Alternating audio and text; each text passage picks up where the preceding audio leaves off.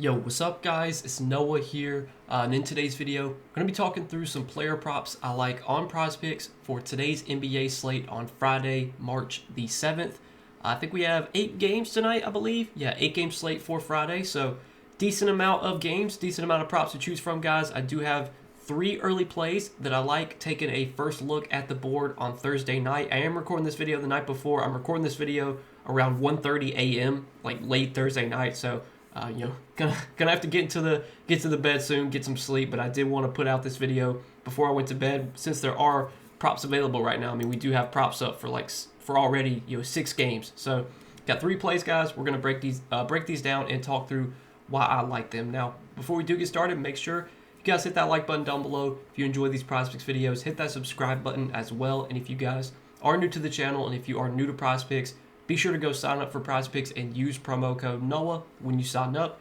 When you sign up for Prizepicks with my promo code and place your first $5 lineup, you'll get $50 in promo funds instantly added to your account. So check out Prizepicks if you guys have not yet. And also, I do want to shout out Sleeper, because we do have a partnership with Sleeper as well. You guys can go sign up for Sleeper. Use promo code NOAH over there. And when you play $5, you'll get $55 worth of free lineups. So this is a cool promo Sleeper's doing. It's for new users, and again, you get access to this when you sign up and use code NOAH. So if you guys don't have an account on Sleeper, go check them out, download their app.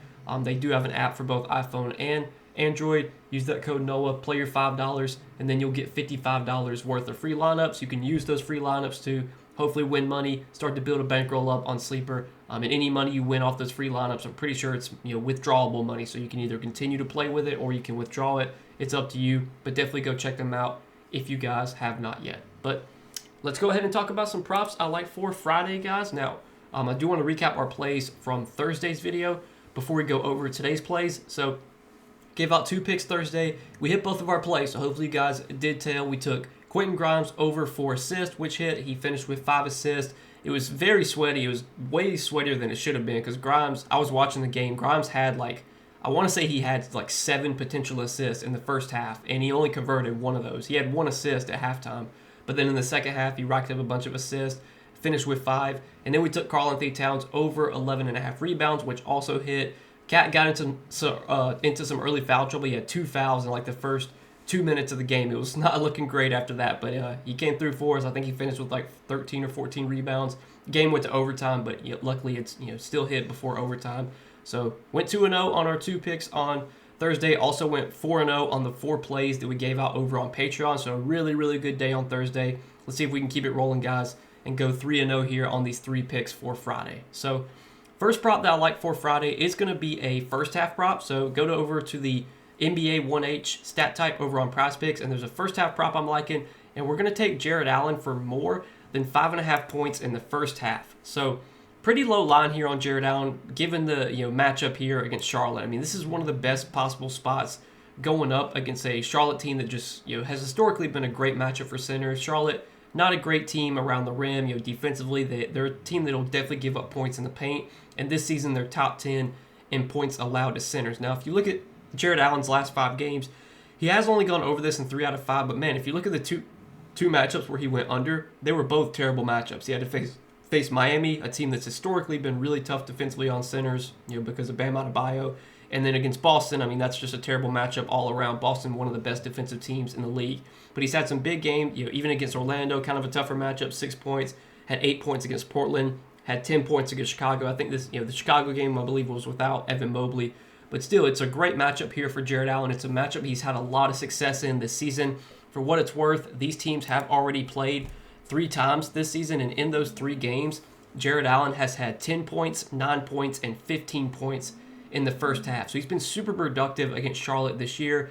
This game does have a lot of blowout risk, so I think that's another reason why I kind of like his over on first half points instead of his full game points prop. But honestly, if you want to take more than 11.5 points for the full game, I kind of like that as well. I like both these plays on Jared Allen. I wouldn't be surprised if you see both these lines get bumped a point or 2, because I think this is a really good spot for Jared Allen. Jared Allen thrives in matchups like this where he can score around the rim, off dunks, off alley-oops, and that's what Charlotte is going to give up a lot of. Yusuf Nurkic, not a great defender. Musa Diabate, not a great defender. This Charlotte team just doesn't really have any good defensive bigs that can slow down Allen here. They're going, their team, they'll give up points off pick and rolls, which him and Darius Garland like to do. They like to do those pick and rolls, which sets up Allen for alley-oops, for dunks.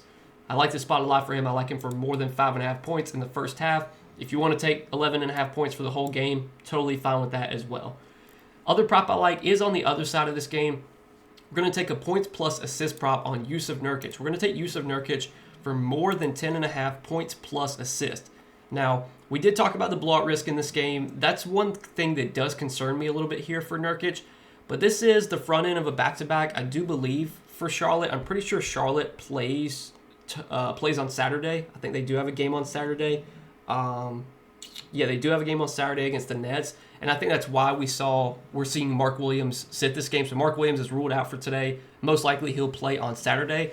We saw a similar scenario to this a couple weeks ago when they faced the Kings. I believe it was the front end of a back-to-back or like the back end of a back-to-back. I think it was the front end. Nurkic started that game, played 27 minutes. Mark Williams did not play that game. And then the day after that, they ruled out Nurkic. He sat that game the day after that, and then Mark Williams played. So I think we're going to see Nurkic start, play pretty full minutes here, and then he's most likely going to sit and not play their game on Saturday. So even if this game does turn into a blowout, I still think we're going to probably get like 23, 24 minutes from Nurkic. And if the game's competitive, I could see him playing like closer to 30 minutes. Last time he did start, when they were on the front end of a back-to-back, and they sat Mark Williams on on February 24th, they faced the Kings, and in that game, Nurkic did play 27 minutes, had 12 points, 3 assists. For what it's worth, in the 3 games he has started this season, 12 points and 3 assists, 9 points and 7 assists, 9 points and 1 assist. And the game he went under, he only played 16 minutes. Nurkic, his minutes were they were keeping his minutes low when he kind of first joined the team, but they kind of started to ramp up his minutes a little bit. And without Mark Williams here, I think we're going to see Nurkic play like upper 20s in minutes. Even if the game's a blowout, I think he'll still play like 22 to 24 minutes. And Nurkic has been super productive when he's been on the floor with the Hornets. I mean, if you just look at his game log this season, he had 10 points plus assists in only 16 minutes. He had 7 points plus assists in only 18 minutes, 16 in 19 minutes. He had 16 in 16 minutes. He had 15 in 27 minutes. He had 7 in 15 minutes, and he had 2 in 12 minutes. The game he had 2 was against Minnesota, a terrible matchup. Now, this matchup against Cleveland is probably not the best overall, but Nurkic is still a guy that can score around the rim. He's a guy that with LaMelo Ball, with him and LaMelo Ball running a 2-man game, LaMelo is so good at getting his big men set up for alley-oops, in the right spots. And Nurkic to still be able to get some scoring in this matchup. But the reason I do like adding points plus assist here for Nurkic is because Nurkic has had a pretty good facilitating role with the Hornets. He's actually averaging 6 potential assists per game since he joined the Hornets, and he's averaging about 3.5 assists per game. The prop that I wanted to take on Nurkic was over 2.5 assists, but it got taken off the board, before I could even start recording the video. So I had to kind of pivot to find a new prop, and the one that I pivoted to was points plus assists because I'm totally fine taking this as well. Look, Nurkic has just had a really good role when he's been on the floor. He's a guy that can facilitate. He's been a decent facilitator throughout his career. Typically, when he gets 6 potential assists, I would bet on him getting like 3 or 4 assists more times than not. And if he gets like 3 or 4 assists to go along with 7 or 8 points, obviously that's going to be enough for him to go over this points plus assist line. Minutes should be pretty strong here. Like I said, I think there's a very good chance Nurkic starts this game, plays like 25 to 28 minutes, and then he rests on Saturday when Mark Williams will be back, because Mark Williams is sitting out this game so he can play Saturday. So do like this play on Nurkic, expecting a decent role here, even in a tougher matchup. I like him for more than 10.5 points plus assist. And then the third and final prop that I like that we're going to break down in this video, excuse me, is going to be a points prop. So we're going to take a look at a points prop on, hold up, let me find it. It was on Nick Richards. So we're going to take Nick Richards. I was liking his 8.5 points. I was also liking his 17.5 PRA, and I'm kind of debating between the two. I think I'm going to lean PRA. I was originally going to take points, but I think I'm actually going to lean PRA on Nick Richards.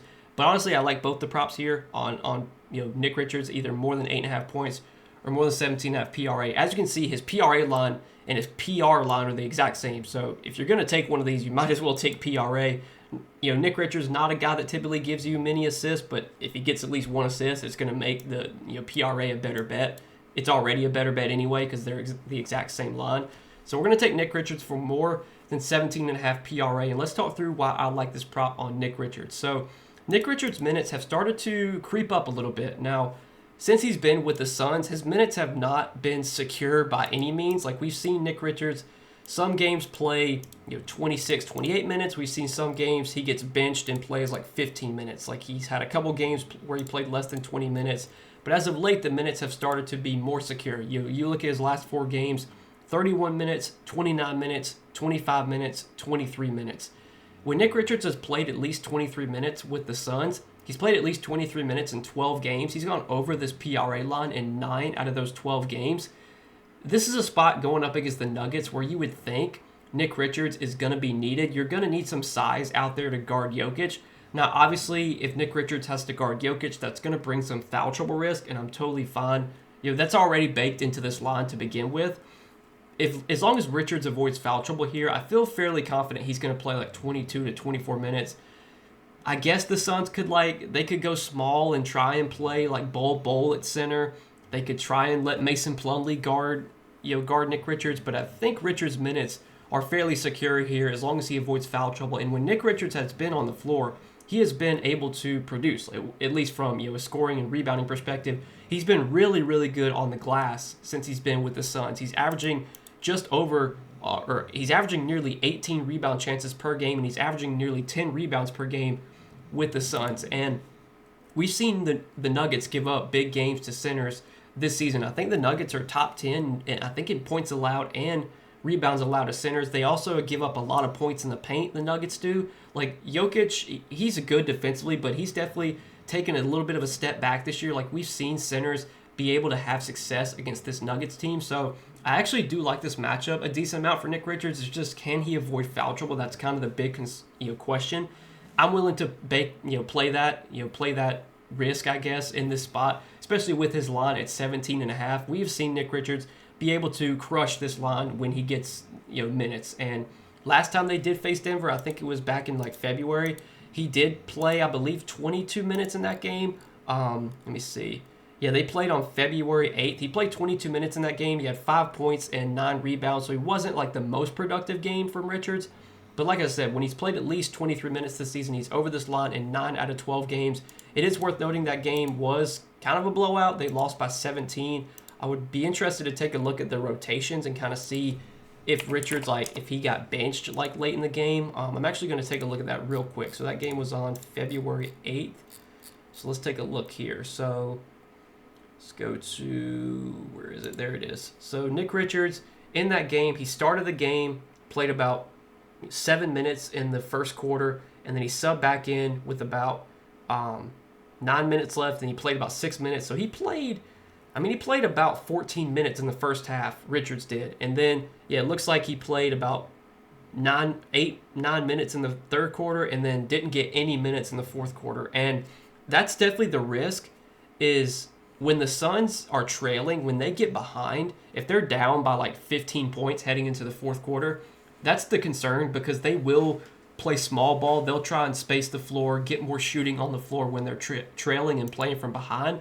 But this is a game that does have a relatively close spread, and the Suns are playing at home as well, so I think that makes it a little bit more likely this game is competitive. Denver's playing at home, excuse me. So Denver is playing at home here. It does have a 7.5 point spread, but I think as long as this game is within 5 to 10 points heading into the fourth quarter, we can kind of expect Nick Richards to get that fourth quarter rotation. He typically gets benched in the fourth quarter when, like I said, the Suns are down by 15, 20, and they're just trying to get more shooting on the floor, so they put more spacing out there. But when it's a relatively competitive game and Nick Richards is playing well, sometimes he'll get 28, 29, 30 minutes. He's shown a bigger minutes ceiling lately. They've been playing him more minutes lately. The matchup against Denver, I think, is actually pretty good. It's just a matter of, can he avoid foul trouble here going up against Jokic? But I do like this spot. I'm willing to take the risk on Nick Richards here. Going to take him for more than 17.5 PRA. So these are the 3 props, guys, that we're going to roll with for this slate on Friday. We're going to take Jared Allen for more than 5.5 points in the first half, Yusuf Nurkic for more than 10.5 points plus assist, and Nick Richards for more than 17.5 PRA. If you guys are tailing me here on these 3 picks, let's see if we can keep it rolling. We went 2-0 on Thursday. Let's see if we can go 3-0 on these 3 picks for Friday. As always, guys, appreciate you watching. Make sure that you hit that like button down below. If you did enjoy this video, hit that subscribe button as well. And be sure to go check out Prizepicks. If you're not signed up for Prizepicks yet, use that promo code NOAH when you do sign up. And when you play your first $5 lineup on Prizepicks, you'll get $50 in promo funds instantly added to your account. So check them out if you have not yet. But good luck tonight, guys. Thanks for watching as always. Enjoy your Friday night, guys. Enjoy your weekend, and I will see you guys in the next video.